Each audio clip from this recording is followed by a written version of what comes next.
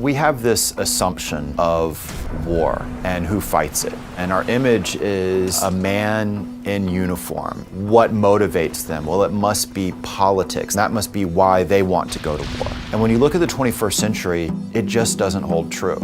Today, warfare is waged by new entities. They are known as private military corporations. They are loyal to no country, available to the highest bidder.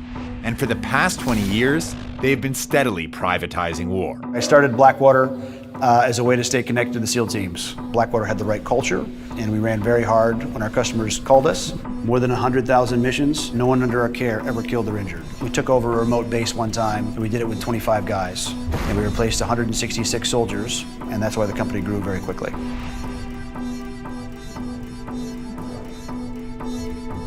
Initially contracted as support for the armed forces, PMCs are quietly taking over combat, as governments, regimes, and companies around the world wield them as deadly tactical weapons. Despite their prominence in the headlines, little is known about this hidden industry.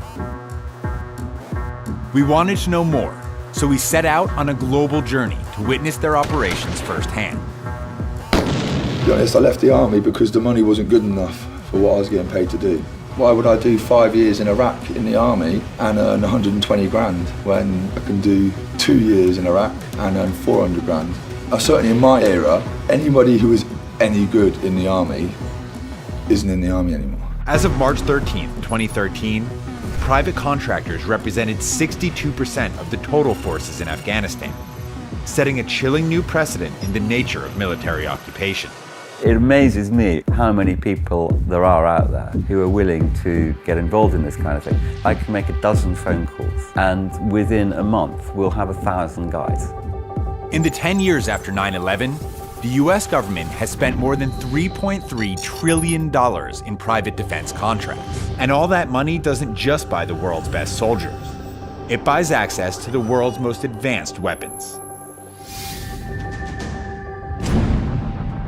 Feeding off of global instability, PMCs have thrived.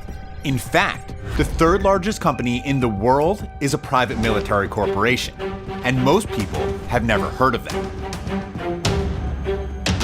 The day of the private military has arrived.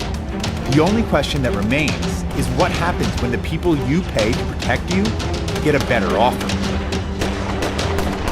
One big concern is a question of allegiance. Who exactly are they working for? We've seen them work for human rights groups, environmental groups, drug cartels, terrorist groups. They cover the entire moral spectrum.